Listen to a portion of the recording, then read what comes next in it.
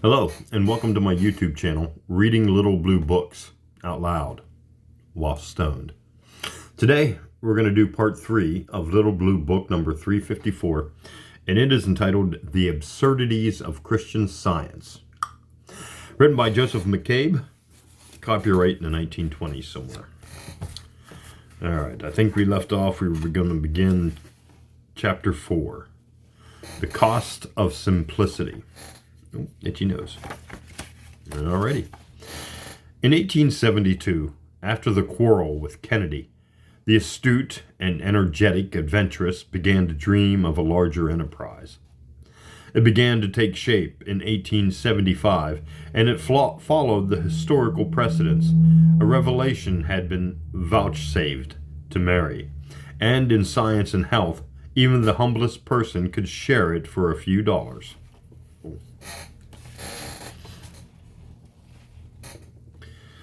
I have sufficiently considered it. Until the 16th edition appeared in 1886, it was a tissue of the disorderly and ungrammatical drivel I have previously quoted, yet 15 editions had been required in 11 years. A Unitarian clergyman, Mr. Wigan, then overcame the obstinacy of Mrs. Eddy and persuaded her to pay him secretly to put a little grammar into her writings. Mrs. Eddy tried to conceal this, as she had tried to conceal her debt to Quimby, but the clergyman had left behind him when he died a statement about his work, and the New York Herald published it in 1906. In the same year, 1875, Mrs. Eddy and one of her pupils opened a small Christian Science home, and with the aid of other pupils, she hired a hall and began to hold services. From this time onward, she gathered loyal pupils, a phrase of which she was very fond. About her, and through her trained healers, she took care that people whose depressed nervous systems were relieved by the exhilarating verbiage of science and health became members of the new cult. In 1879, she created the first Church of Christ Scientist in Boston and got a legal charter for it.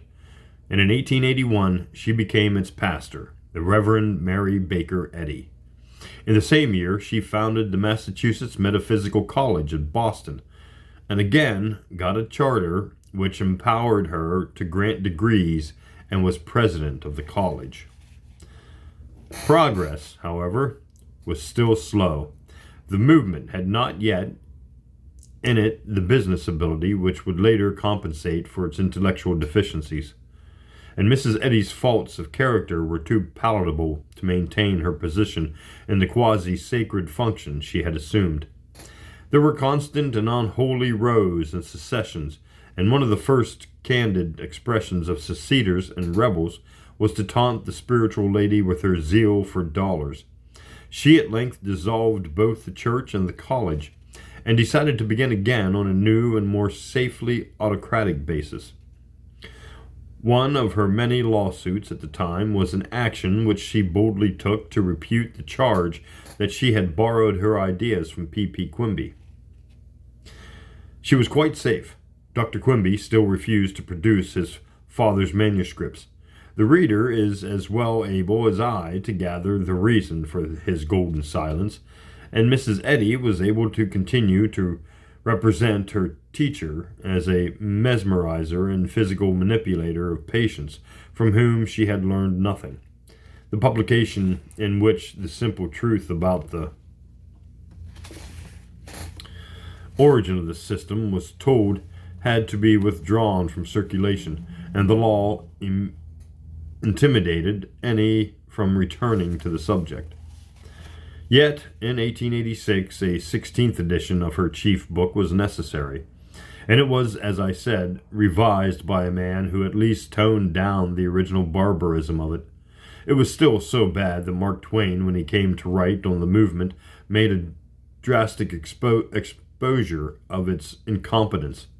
Her secret assistant was no literary man, and the Christian Science Bible was still one of the worst written books that was ever read in public. Successive editions, however, enabled Mrs. Eddy to enhance the value of the book and the material, as well as the spiritual sense of the word. It expanded from 120,000 to 180,000 words, so that one got more light for the exorbitant price. Mrs. Eddy was far too cute to allow herself to be considered a pioneer. The pioneer generally sees his book shelved in a decade or two, while a second generation of commentators on and improvers of it reap the golden harvest. Hence it was stressed that science and health was the final revelation and was indispensable to the Christian Scientist. The actual president of the movement has not blushed to say publicly in our supposedly critical age, the revelation of truth is complete and final in the writings of Mrs. Eddy. The new National Association had a drastically autocratic constitution drafted by Miss Eddy, and the indispensability of the word of Mary was strictly enjoined. The cheapest edition of it cost $3, but no one knew better than Mrs. Eddy how to discourage her followers from doing things cheaply or on what she called the charity scale. She at one time discovered and announced as a simple fact of experience that the patient who pays whatever he is able to pay for being healed is more apt to recover than he who withholds a slight equivalent for health. Incidentally, this implies payment in advance, or at least an agreement in advance as to the amount. The exorbitant fees for lessons, $100 for a few lessons, were explained away with the same ease. Ask the healers whether the knowledge is not worth far more than that to them, she used to say. Naturally, if you choose patients with money and lay it down under divine inspiration that the cure will not be complete unless they agree to pay in the proportion to their means, the man or woman who buys a charter or permission to share the profit of the business will not find a few $100s in excessive. The exorbitant price of the book was at first defended as a not unreasonable business price, but as it is not much larger than a long novel, and as a novel with such a circulation could be produced with considerable profit at $1.50 a copy, the reader can judge that point for himself. Science and Health, remember, is sold by the producers and is not handicapped with the heavy expense of bookshops. All that Christian Scientists can say in defense of the outrageous price is that if the purchasers feel that the word of Mary is worth it, the cause may justify the profit by their appreciation. It sounds plausible until you reflect to what extent the purchase of the book is obligatory, and that the members of the cult are officially informed that no new truth can be found in later literature. The Let me pause for cottonmouth. Here we go. The National Association promoted the spread of the movement over America, and by 1889, Mrs. Eddy felt herself strong enough to call upon it to found a sumptuous church at Boston. The story of the foundation in Christian Science literature is edifying. Mother Mary donated a valuable piece of land in Boston, and some years later her devoted children found the money to build it. There was, as a matter of fact, some sharp practice in the way in which she acquired the land, and the Boston church proved the greatest money-making implement of her later years and most drastic instrument of her autocracy. It remains, as we shall see, the same for the bureaucracy which has succeeded the autocrat. Mrs. Eddy had her own works put in as the mystical foundations of the church, without pomp or pride, she says, and in the very next breath she reproduces the Roman interpolation in the New Testament, in which Christ is made to say, "Upon this rock I will build my church." This profession of imitating her predecessor and spiritual brother Jesus gives a cosmic aspect to the whole of Mrs. Eddy's activity during her last 20 years. She was deliberately creating a religious business which should be infinitely more profitable for its size than any that the world has hitherto known, and invoking the Nazarene enthusiast for poverty at every step. She was creating the most dogmatic and creed-bound of all modern religions, and boasting that it was a church without a creed, like Christ's original foundation. She was consulting astute lawyers as to every feature of her enterprise and ascribing every step to divine guidance. She says, Humbly, and as I believe, divinely directed, I hereby ordain the Bible and science and health with key to the Scriptures, to be hereafter the only pastor of the Church of Christ Scientist, throughout our land and in other lands. No religious founder, or even later organizer of a religion, had ever dreamed of so egotistic and autocratic an arrangement, yet it begins with the word humbly. Not since the darker part of the Middle Ages has any body of man and woman been humbugged and exploited as were the Christian Scientists of America in the last 20 years of the life of their mother. She felt even nearer to Jesus when she called herself Mother Mary, but probably the thought of her son, who was far from divine, then occurred to her, and she dropped the title. The extraordinary work was accomplished and made permanent by every device that lawyers could conceive. By 1892, and Mrs. Eddy passed into a gilded retirement from which she directed the movement. She founded the Christian Science Journal and later the Christian Science Monitor, issued periodically with the Reverend Wigan at her elbow, works which were promptly sold at extortionate prices to her growing world. Few now remembered the obscure and adventurous days of P. Quimby and Dr. Kennedy, and the few who remembered were bludgeoned into silence by her costly legal service. It was possible to put a spiritual gloss on the romantic early part of her career and pose as one divinely selected and guided from the start to hurl a sublime revelation at a materialistic age. The nearest approach to her as a religious founder that I can recall is Ignatius de Loyola, the founder of the Jesuit Society, though I must confess that the comparison is not quite just to Ignatius. He was, so far as I can judge, and I have written a history of his society, a profoundly religious man, absolutely indifferent to material comfort and personal wealth, desiring power, partly from temperament, no doubt, but mainly in order to retrieve the fortunes of the stricken church. But there is a good deal of analogy. The founding and shaping of the Christian Science religion were Jesuitical in every feature, and there is a singularly close parallel in the cultivation of wealthy people with an occasional exercise of charity to save appearances. Just at the time when Mrs. Eddy and her church were in proportion to numbers taking in more money than any other church or body in the world, America was entering upon the great philanthropic or social service development, which places it today high above every contemporary civilization. In this development, the wealthy churches of Christ had no part whatsoever. Suffering humanity was to have its evils removed in the Christian Science way, if it could afford the price. Since Mark Twain's caustic reflections on this sordid side of Mrs. Eddy's movement, a little has been done to redeem the repute of the church, but Mrs. Eddy's zeal for humanity did not extend to palliatives of the misery of the millions who could not be Christian Scientists if they would. Time was to do everything.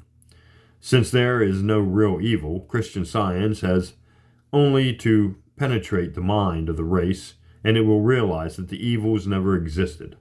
One of the weirdest aspects of the literature of the movement, when one reflects that it circulates mainly amongst people with a college education, is the verbiage with which the absurd principles of the cult are applied to what most of us regard as features of contemporary life.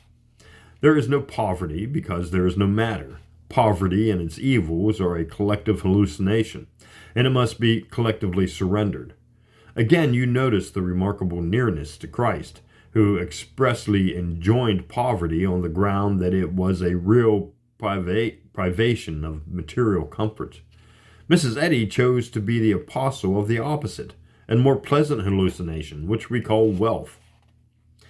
To the vast mass of suffering amongst the millions beyond her own little church, she was indifferent. From her large and comfortable houses, she watched and fostered the money-making business all over the world and took such care of that illusion called the body that she remained very wealthy until her 90th, turn the page, till her 90th year. She died on November 21st, 1910. She left, mainly to the Boston Church, about $2 million, as all the other, which is probably 100 times as much as all the other founders of religions, collectively, since the world began, had most of them lost or surrendered what fortunes they had. That is the end of chapter 4. We'll move on to chapter 5 here as soon as I cure this cottonmouth. And then induce more cottonmouth. It's a vicious circle I absolutely volunteer for. Man, my eyes are heavy.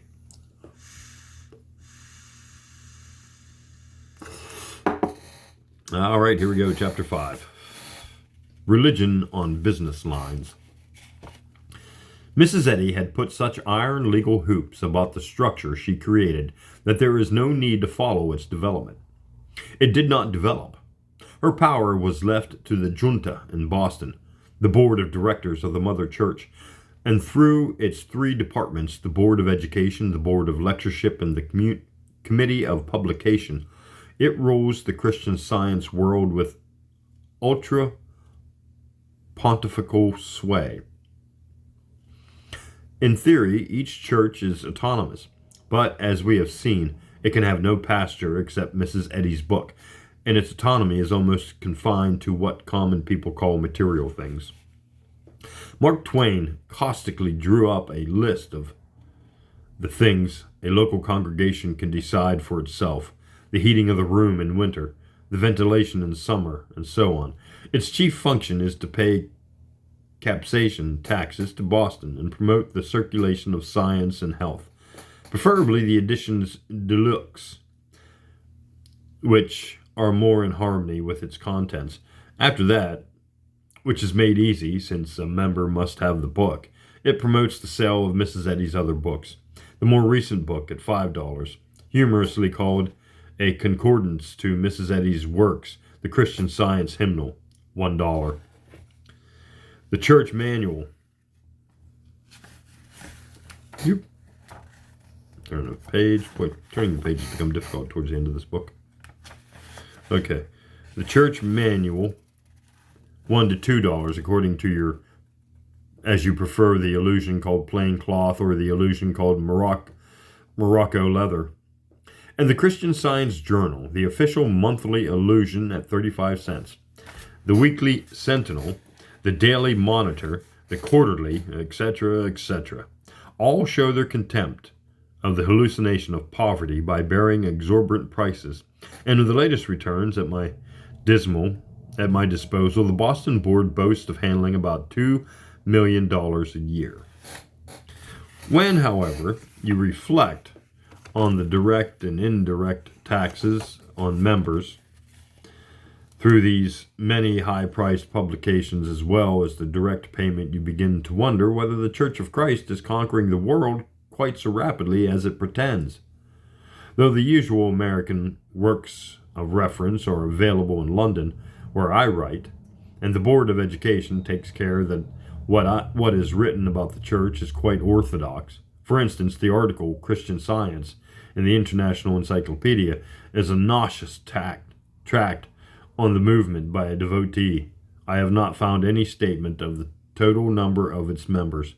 The International Yearbook has a report annually supplied by the church, but it never tells the membership.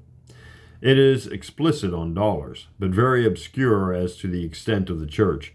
There are, it seems, 7,828 healers, according to 1925, 3,257 lecturers, and 2,202 branches. This helps us very little, as we know that there is plenty of money to pay lecturers, and a branch may mean 50, 500, or 5,000 people. When Mark Twain wrote his book on Christian Science, its advertising service was so excellent that Mark thought it was really sweeping the world. He anticipated that there would be 10 million Christian Scientists in the United States in 1920, and 3 million in Great Britain. Well, I can speak for Great Britain, and the figures are instructive. I do not know what the highly paid lecturers who constantly come over from America to convert England report to the world at large about the growth of Christian Science in that country, but there are actually only 14,227 Christian Scientists in England. That is the figure given officially in Whittaker's Almanac for 1926. They are, in other words, less numerous even than the Quakers, and are by far the smallest sect in England, which is known even by name to the general public. And the distribution of the figures is suggestive. It is said that there are 186 churches of Christ in Britain. Say in England for Scotland and Wales hardly count in such matters. Now 1/4 of the population of England, and more than 1/4 of its cultivated minority, is in London, and London has been drenched with costly American propaganda on behalf of Christian Science for 2 decades. American Christian Science lecturers are, I believe, the only lecturers who ever dare to rent the largest and most expensive hall in London, the Albert Hall. Colossal sums must have been spent in the attempt to capture London, which still, after all its misfortunes, is the richest city in the world after New York, and the result is paltry. There are only 3 churches of Christ in London, and they are small structures not far from each other in the wealthy quarter. I gather, though I am no mathematician, that if London, with 9 million people, can maintain only 3 churches, the 186 churches which are assigned to England generally must be mere rented meeting places or bleak little tabernacles for a few score young ladies. The bulk of the membership seems to be married people, generally middle class, in country residences. They are particularly apt to fall for this kind of thing. I take it, further, that Christian Science is stronger in England even than in Germany. It is poor in France, and therefore when we read that of the 3,257 lecturers, only 312 were outside America, we get a fair idea of the real state of the movement. Between 20,000 and 30,000 is a safe estimate of the number of Christian Scientists outside America. Hence, if the total number of branches is a little over 2,000, and nearly 1/10 of these are in England, with a membership of 14,000, we may, in spite of the vagueness of the term, and with all regard for the size of the congregations in certain cities, get a broad idea of the limits of the movement.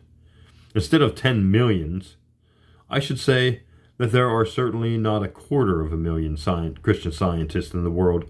The Christian Science writer in the International Encyclopedia says that churches of Christ are numerous wherever the English language is spoken. It will be admitted that with all our faults, we speak the English language in London, and we have 3 small churches of Christ to nearly 9 million people. I like, in my criticisms, to meet the more reasonable members of the various religions I discuss, and will do the same here as regards Christian Science.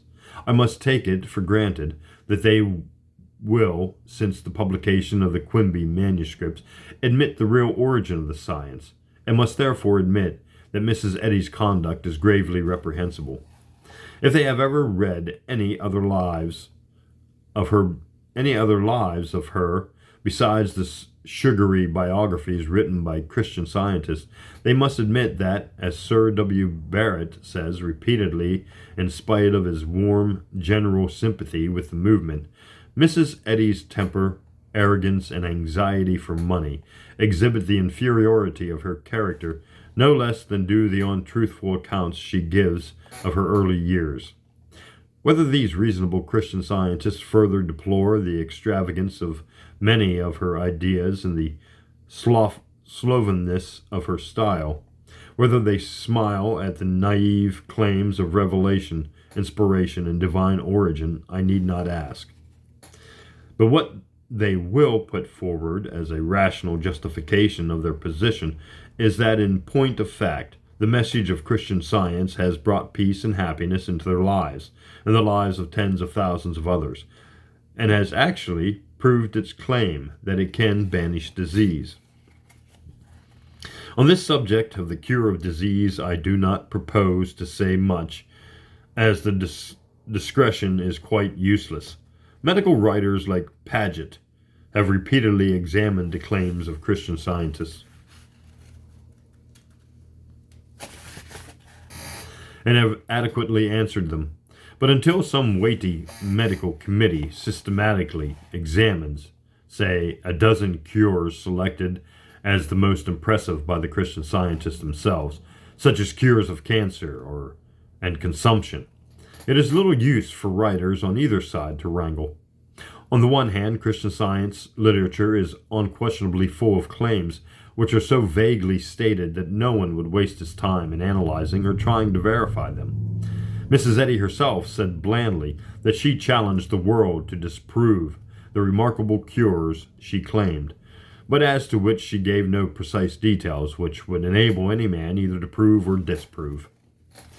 On the other hand, any man who has had experience in examining such claims knows that even when names and dates and other details are given, so that the general public is disposed to give its assent at once, the statements often prove to be quite worthless.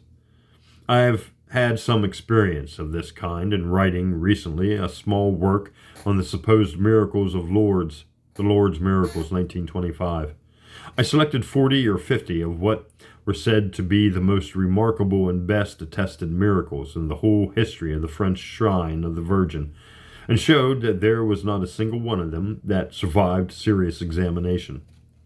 Very frequently, the alleged medical testimony proved, on inquiry, to be a falsification of what a doctor had said, or a doctor admitted that he had given a diagnosis hastily, i.e., to please his Catholic patients.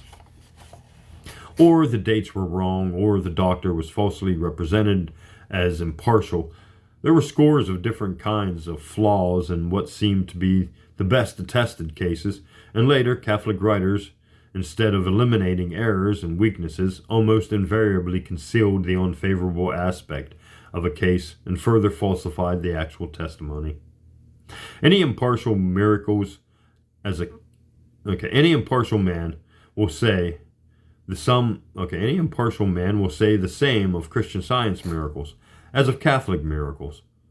Show me the explicit testimony, dated before the cure of several independent medical men to a grave structural disorder such as cancer or consumption, and an equally explicit testimony from the same competent and impartial medical men after Christian Science treatment. It has never been done. Against Christian Science we can justly urge the same general criticism as against Catholic claimants.